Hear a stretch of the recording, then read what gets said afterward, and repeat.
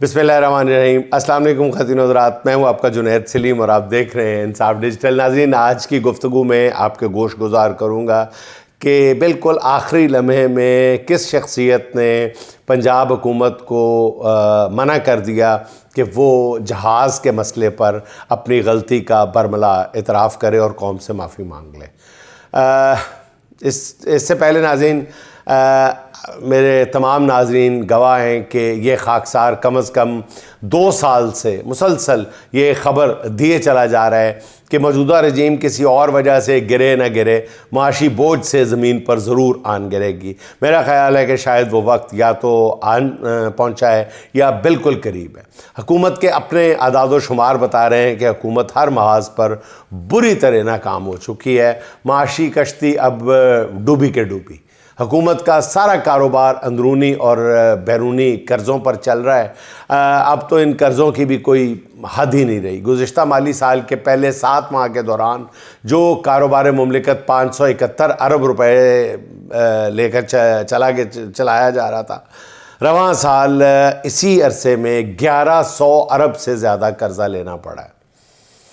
1100 अरब रुपए से ज़्यादा कर्ज़ा लेना पड़ा। इस पर बेहिसी ये है कि पूरी कौमी एयरलाइन बेचकर भी उससे भी महंगा एक जहाज़ ख़रीदा गया और शहबाज सरकार इतनी नालायक और नाअहल साबित हुई है कि माजी में इसकी मिसाल नहीं मिलती। मतलब बजाय ये कि गलती का इतराफ़ किया जाए, इंतहाई बेशर्मी और ढिठाई के साथ उसके जवाज़ तराशे जा रहे हैं।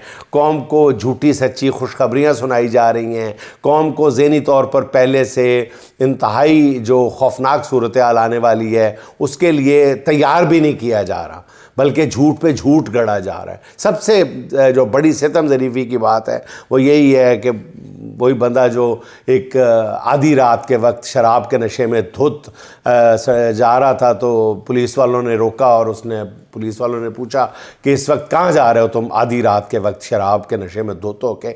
तो उसने कहा कि जी मैं शराब के असरात और लेट घर आने पर लेक्चर सुनने जा रहा हूँ। तो उसने पूछा कि पुलिस ने पूछा कि बहुत अच्छी बात है, ये तो वाकई हमने गलत तुम्हें रोका है, लेकिन तुम इस वक्त लेक्चर किससे सुनोगे इसके हवाले से? कहने लगा जी बीवी से। तो ये वही बात है हुज़ूर वाला कि इस वक्त ये हुकूमत जो है, ये सरकार जो है, ये सिर्फ़ आवाम से लेक्चर सुनने की तैयारी कर रही है कि आवाम ने जो रिएक्ट करना है जिस अंदाज में 10 नहीं तो 20 नहीं तो 25 दिनों बाद, महीने बाद, 2 महीने बाद ये सूरत हाल सामने खड़ी है और हुकूमत को पता है कि उसके साथ आइंदा 1-2 माह में क्या बीतने वाली है।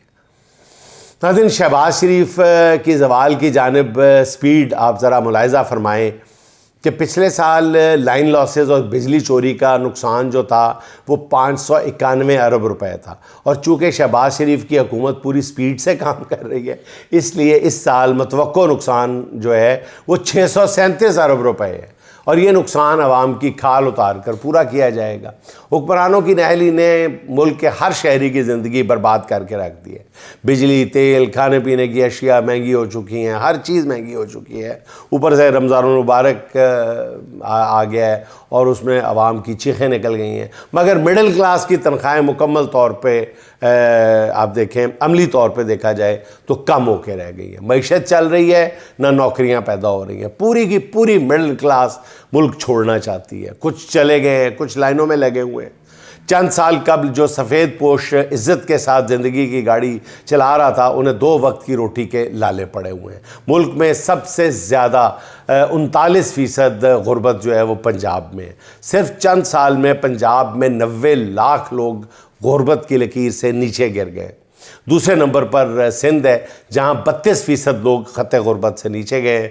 माशी बोझ नाकाबिले बर्दाश्त हद तक बढ़ चुका है, जो बड़े फ़ैसलों का तकाजा कर रहा है। अच्छा नाज़रीन, वफाकी दारुल हुकूमत पिछले कुछ रोज़ से पुरस्रार सरगर्मियों का मरकज़ बना हुआ है। चुपके चुपके मुलाकातें हो रही हैं, बज़ाहिर हर चीज़ पुरसकून है, मगर कहीं ना कहीं कोई आग ज़रूर सुलग रही है। ज़राए के मुताबिक मुख्तदर हलकों में एक सोच ये भी पाई जाती है कि कौमी हुकूमत बनाई जाए। बहरान इतना गहरा है कि मुल्क की बुनियादें हिल सकती हैं। मईशत के हवाले से बंद कमरों में तशवीश हद से ज़्यादा बढ़ चुकी है। कहीं ये इदराक होने लगा है कि इमरान खान के साथ लड़ाई में और कितना नुकसान करना है। इक़्तिदार में बिठाए गए मछंदर तो इस्तेहकाम नहीं ला सकते। पीपल्स पार्टी सबसे पहले अपने मुस्तकबिल के बारे में सोचने लगी है। सदर मुमलिकत आसिफ जरदारी ने पीपल्स पार्टी की आला क़यादत का इजलास बुलाया है, जिसमें वज़ीर दाखिला मोहसिन नकवी भी शरीक हुए। हालांकि उनका पीपल्स पार्टी से बज़ाहिर कोई ताल्लुक़ नहीं है। इस इजलास में क्या फ़ैसले हुए इस बारे में वसूख से तो नहीं कुछ कहा जा सकता। अलबत्ता बताया ये जा रहा है कि कोई बहुत बड़ी सियासी सरगर्मी होने वाली है, जिसके लिए सफ़बंदी शुरू हो चुकी है। मोहसिन नकवी ने इसके अलावा भी कुछ जमातों के रहनुमाओं से मुलाकातें की हैं। वो MQM के रहनुमाओं से मिले हैं, बलूचिस्तान अवामी पार्टी के खालिद मकसी से मुलाकात की है। मोहसिन नकवी ने काफ लीग के रहनुमाओं से भी मुलाकातें की हैं। ये तीनों जमातें हुक्मरान इत्तेहाद का हिस्सा हैं और इसके साथ वज़ीर दाखिला की PTI रहनुमाओं से भी मुलाकात की ख़बरें भी तवातर के साथ आ रही हैं। PTI रहनुमाओं से मुलाकातें तो इमरान खान के इलाज के तनाजुर में कही जा रही हैं या बताई जा रही हैं, मगर ज़राए का कहना ये है कि सिर्फ इमरान खान के इलाज पर बात नहीं हो रही, मुलाकात में कई दीगर मौज़ूआत पर भी बातचीत हो रही है। इससे भी ज़्यादा हैरानकुन बात यह है कि वज़ीर दाखिला मोहसिन नकवी ने नून लीग के किसी रहनुमा से कोई मुलाकात नहीं की। ये बड़ी अजीब बात है। इससे कई अंदाज़े लगाए जा रहे हैं। ज़राए का कहना यह है कि PTI के साथ बातचीत मानी खेज़ मरहले में दाखिल हो चुकी है। ज़राए कहते हैं कि जी इस्टेब्लिशमेंट को इस बात का एहसास हुआ है कि PTI और नून लीग के रहनुमाओं में होने वाली डील की कोई भी कोशिश कभी भी कामयाबी से हमकिनार नहीं हो सकती, क्योंकि ऐसी किसी भी डील के नतीजे में नून लीग का सियासी वजूद बरकरार नहीं रहेगा। तो इसलिए नून लीग कभी भी उस डील को कामयाबी तक नहीं जाने देगी। इसीलिए इस्टेब्लिशमेंट ने अब अपने नुमाइंदे के ज़रिए PTI से बातचीत करने का फ़ैसला किया है। ज़राए का कहना यह है कि जेल में इमरान खान के साथ भी मुज़ाकरात के एक से ज़्यादा अदवार हो चुके हैं। JUI के हाफ़िज़ हमदुल्ला के मुताबिक मामला इस बात पर रुका हुआ है कि 9 मई के मामले में माफ़ी या कम अज़ कम अफसोस का इजहार कर दिया जाए। बहुत पुरानी ये शर्त है, बहुत पुरानी ये ख़बर है। पता नहीं, मैं तो इसको इंडोर्स नहीं करता, लेकिन ये कोई 1.5 साल से ये ख़बर चल रही है। मैं इसको इंडोर्स नहीं कर सकता। दूसरा मामला ये है कि इमरान खान रिहाई के बाद हाथ कुछ हौला रखें। ये भी बहुत पुरानी ख़बर है, बहुत पुरानी शर्त है। यानी फ़ौरी तौर पर इस सिस्टम को ज़मीन बोस करने की कोई ज़मीन बोस ना करने की कोई यकीन दहानी कराएं। ताहाल इन दोनों बातों पर कप्तान कोई लचक दिखाने के लिए तैयार नहीं है।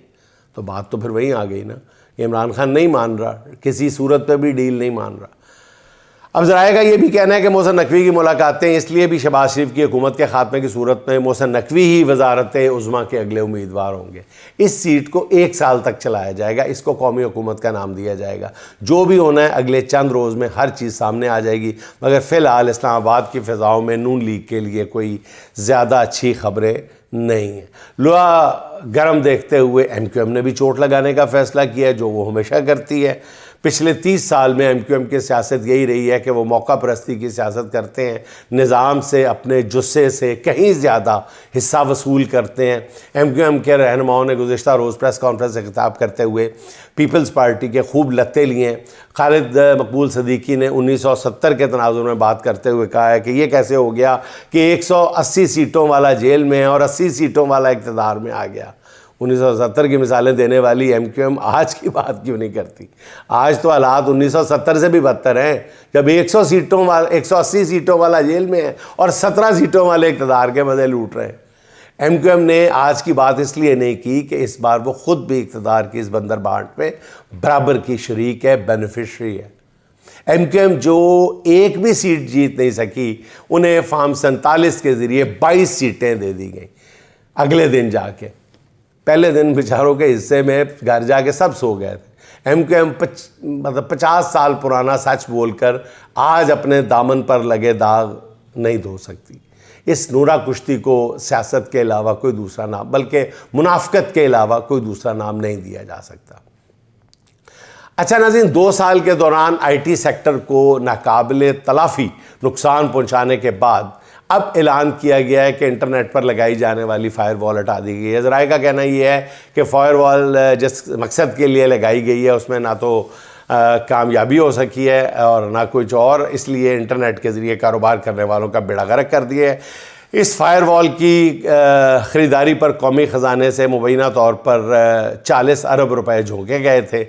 इसका मकसद ये था कि सोशल मीडिया को किसी तरह कंट्रोल किया जा सके। 2 साल तक ट्विटर एक्स पर पाबंदी रही, हर कोई VPN के ज़रिए एक्स चला रहा था। ऐसी मुनाफ़कत थी कि ख़ुद वज़ीर आज़म भी VPN लगा कर पोस्टें कर रहे थे। हालांकि सरकारी उलमा ने VPN के गैर शरई होने के फतवे भी दिए थे, मगर फिर भी हुकूमत का हर वज़ीर VPN लगा कर पोस्टें कर रहा था। दूसरी तरफ PTI में सर्विसेज के शोबे से वाबस्ता अफराद के लिए फ़ायरवॉल एक अज़ाब साबित हुई। कहा जाता है कि जी फ़ायरवॉल से सोशल मीडिया को तो ज़्यादा नुकसान नहीं पहुंचा, अलबत्ता IT सेक्टर को 300 अरब रुपए से ज़्यादा का नुकसान हुआ। इस कौमी नुकसान पर किसी पर ज़िम्मेदारी फ़िक्स की गई, किसी को कटहरे में खड़ा किया गया या किया जाएगा, दूर दूर तक ऐसा कोई इम्कान नहीं है।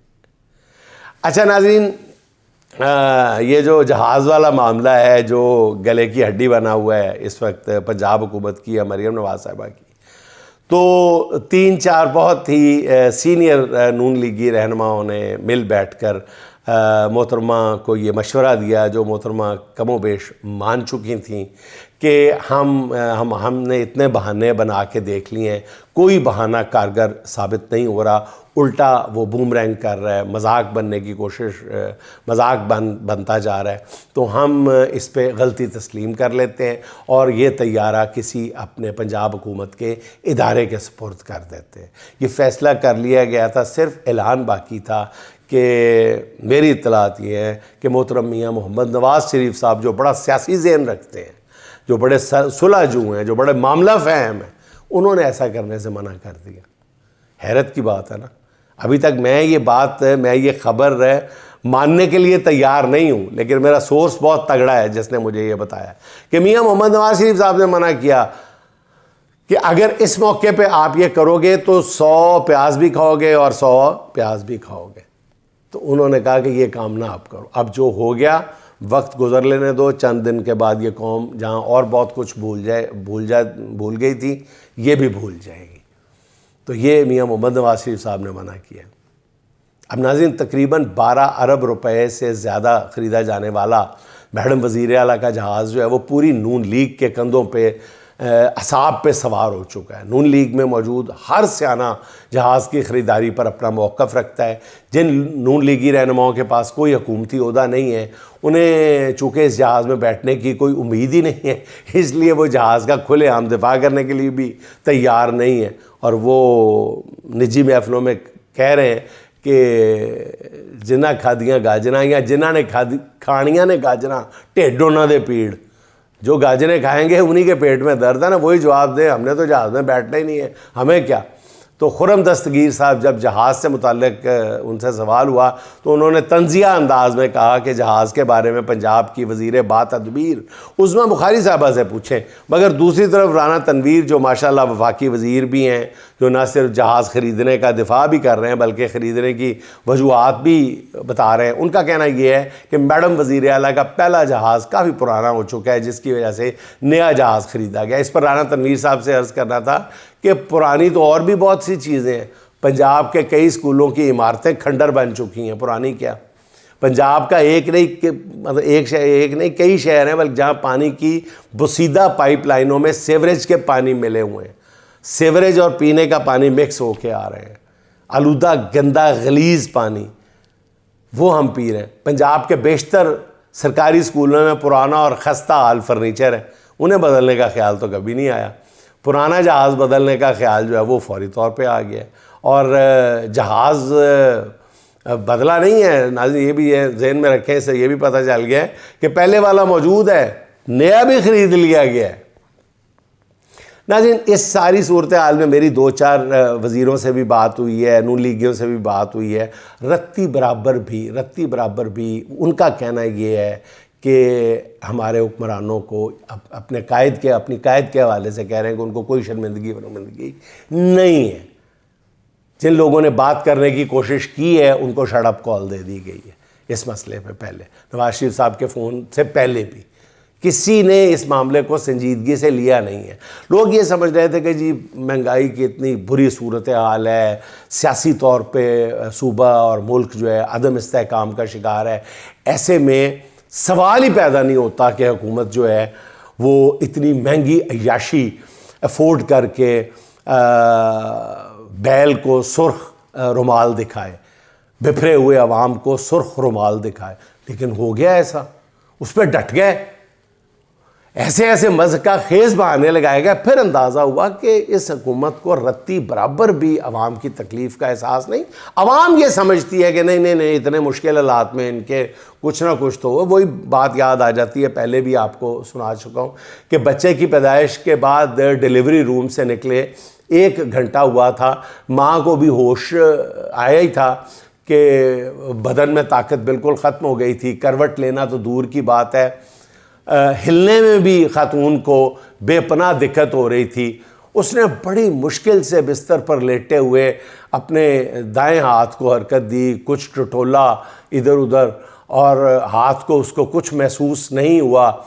फिर बाएं हाथ को हरकत देने की कोशिश की, कुछ नहीं हाथ लगा। वो औरत बेचैन हो गई, ख्याल आया कहीं नीचे लुढ़क कर तो नहीं गिर गया। ओह खुदाया, हिम्मत करके बमुश्किल पलंग के नीचे देखा, नीचे उसने नीचे भी नहीं था। घबराहट हुई, हाथ से पसीने की बूंदें नुमायां होने लगी। एक हल्के से बड़े कमज़ोर से नहीफ से हाथ सा इशारा करके नर्स को इशारे से अपने पास बुलाया। होंठ हिले, कुछ अल्फाज नहीं निकल सके, तो नर्स ने माँ की घबराहट महसूस कर ली, उसकी आंखें भी नम हो गईं। और आखिर में बहरहाल वो भी माँ ही थी, माँ की तड़प को वो कैसे ना समझ पाती। तो उसने इंक्यूबेटर रूम से नौज़ायदा लाकर माँ के हाथ में बच्चे को थमा दिया और कहने लगी, मैं समझ सकती हूँ बहन, लो जी भर के देख लो अपना बच्चा। माँ बोली, और बच्चा नहीं, मैं अपना मोबाइल ढूंढ रही हूँ। नाज़रीन, ये हुकूमत जो है ये बच्चा नहीं, अपना मोबाइल ढूंढ रही थी।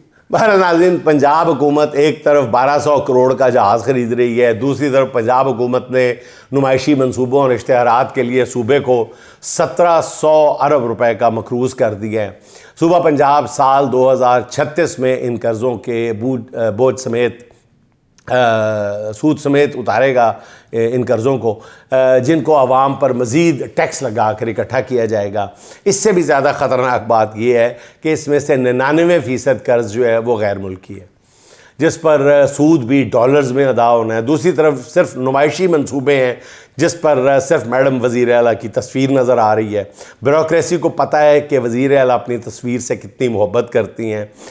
उसको देखते हुए गुजरांवाला में 17 माह से कायम रोटी बैंक को इंतज़ामिया की जानिब से वज़ीर आला पंजाब मरियम नवाज़ के रमज़ान दस्तरखान के नाम से मंसूब कर दिया गया है। इस दस्तरखान को चलाने वालों का कहना ये है कि वो 1.5 साल से रोज़ाना 5 से 8 हज़ार अफराद को मुफ्त खाना फराम कर रहे हैं। रमज़ान शुरू हुआ तो इंतज़ामिया ने उसे मरियम नवाज़ दस्तरखान का नाम दे दिया है। ज़बरदस्ती आके तस्वीरें लगा दी गई हैं, सरकारी कारिंदे आए हैं और मरियम नवाज़ की तस्वीर लगा कर चल दी हैं।